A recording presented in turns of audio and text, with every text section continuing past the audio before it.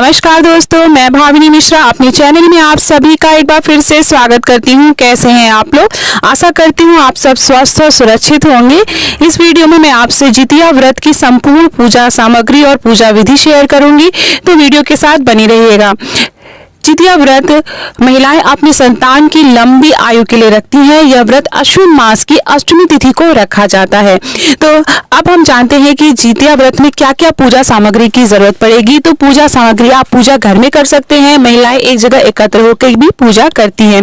घर में आपको पूजा करनी है या जहाँ पर पूजा स्थल है वहां पर पूजा करनी है, तो उसके लिए सबसे पहले गाय का गोबर चाहिए, फल फूल माला चाहिए, नैवेद्य चाहिए। आप जो भी सामान आप भोग में लगाना चाहें वो लगा सकते हैं। पाखड़ की पत्ती चाहिए, डाल चाहिए, एक कुश चाहिए, कुशा चाहिए जिससे जीवित वाहन बनाते हैं। गोबर या मिट्टी से बने हुए चील और सियारिन चाहिए। मादा चील और सियारिन बनाए जाते हैं। गणपति भगवान और माँ गौरी को भी स्थापित करते हैं बहुत से लोग। कलश स्थापना के लिए चावल चाहिए, एक जल से भरा कलश चाहिए और आम के पत्ते चाहिए और रोरी, अक्षत, धूप, दीप, ये सारी चीजें चाहिए। ये थी संपूर्ण पूजा सामग्री। हल्दी चाहिए। तो ये सारी चीजें पूजा सामग्री में शामिल करेंगे। अब मैं आपको बताने जा रही हूँ कि पूजा कैसे करेंगे, पूजा विधि क्या होगी। तो सुबह सुबह स्नान करना चाहिए। सुबह उठ के उठगन या सरगी ले लेते हैं ब्रह्म मुहूर्त से पहले ही। उसके बाद दिन भर निर्जला व्रत रखा जाता है। शाम को प्रदोष काल में इसकी पूजा की जाती है। प्रदोष काल में जो है आप सब स्वस्थ कपड़े, पहले साफ सुथरे कपड़े पहनेंगे, श्रृंगार करेंगे और उसके बाद जो है पूजा स्थल को साफ करेंगे। वहां से गाय के गोबर से पूजा स्थल को आप लीप देंगे। अगर गाय का गोबर नहीं मिल पाए तो आप उसे साफ सुथरा करके वहां पर एप्पल बना लेंगे। एप्पल बनाने के बाद एक छोटा सा तालाब बनाएंगे। छोटा सा तालाब आप बना सकते हैं अगर आप मिट्टी वाली जगह पर आप पूजा करेंगे। अगर आप घर में फ्लैट में रहते हैं तो वहां पर आप एक बड़ा बर्तन ले लें और उसमें पानी डाल दें और इस तरह से तालाब बनाएंगे। और तालाब बनाने के बाद उसमें एक पाखड़ की डाल डाल देंगे। पाखड़ की डाल डाल देंगे। उसके बाद अब शालीवाहन राजा के पुत्र धर्मात्मा जीवित वाहन भगवान की कुश निर्मित मूर्ति को जल के पात्र में स्थापित करेंगे। कुशा ले लेंगे। कुशा को आप अच्छी तरह से बांध देंगे और उन्हें हम जीवित वाहन भगवान मान लेंगे, स्वरूप मान लेंगे और उनको भी वहां पर पात्र में स्थापित करेंगे। इसके बाद जीवित वाहन भगवान की हम पूजा करेंगे। आप चाहे तो बगल में कलश स्थापना कर सकते हैं। कलश स्थापना में अष्टदल कमल बनाकर उस पे जल से भरा कलश रखेंगे। उसमें अक्षत, रोरी, फूल डालेंगे। उसके ऊपर चावल से भरा कटोरा रखेंगे। बहुत से लोग नारियल रखते हैं या आप उसके ऊपर दीपक जला सकते हैं।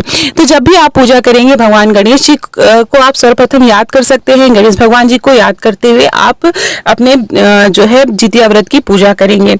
उसके बाद धूप, दीप, अक्षत, रोरी और लाल रंग या पीली रुई से सजाना है। जीवित भगवान को उनकी पूजा करनी है। उसके बाद भोग लगाना है। साथ में जो मिट्टी के गोबर से चील या मादा की प्रतिमा जो बनाई है उन्हें भी स्थापित करेंगे और उन्हें हम जो है उनकी भी पूजा करेंगे। और खास तौर पे रोरी अच्छा लगाएंगे, लेकिन सिंदूर लगाना होता है। चील और सियारिन को सिंदूर लगाना होता है और फिर खुद सिंदूर लगाना होता है। जिनकी सास नहीं है वो पूजा वाले दिन सिंदूर नहीं लगाती हैं, अगले दिन पारण के समय सिंदूर लगाती हैं। जिनकी सास होती है वो उस दिन चील सियारिन को सिंदूर लगाने के बाद खुद सिंदूर लगाती हैं। उसके बाद पुत्र की प्रगति और कुशलता की कामना की जाती है और उसी समय पूजा स्थल पर जितिया के धागे को रखा जाता है। देखिए, बच्चों को पहनाने के लिए जितिया का धागा अलग आता है और जो खुद पहना जाता है वो धागा अलग आता है। उस धागे में आपके जितने बच्चे हों उतनी गांठ लगाकर पूजा में शामिल करना है और यह धागा अगले दिन सुबह पारण के समय बच्चों को पहनाने के बाद खुद पहना जाता है। तो ये थी, इस तरह से पूजा की जाती है। उसके बाद जो है इसकी व्रत कथा सुनेंगे।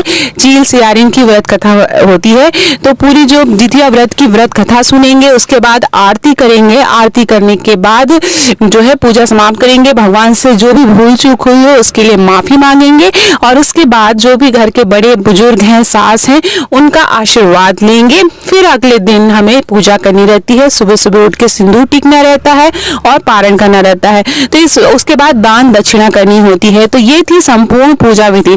नहाए खाए वाले दिन क्या किया जाता है? नहाए खाए वाले दिन किसी नदी में स्नान किया जाता है और फिर अगले दिन सुबह उठगन किया जाता है। सरगई ली जाती है ब्रह्म मुहूर्त से पहले। उसके बाद दिन भर 24 घंटे का निर्जला व्रत रखा जाता है। अगले दिन जो है पारण के समय जो है व्रत पारण किया जाता है। सारी चीजें बनाई जाती हैं, जैसे कि बड़ा, फड़ा, कढ़ी, ये सारी चीज़ें बनाई जाती हैं। बहुत से लोग मड़ुआ की रोटी, लोनी का साग खाते हैं और बहुत सी जगह मिथांचल में जो है बहुत से लोग मछली भी खाते हैं। विशेष रूप से ध्यान रखिएगा जो भी पकवान बनाए उसमें लहसुन प्याज का सेवन ना करें। तो इस तरह से पूजा विधि थी। आशा करती हूँ आपको मेरा वीडियो पसंद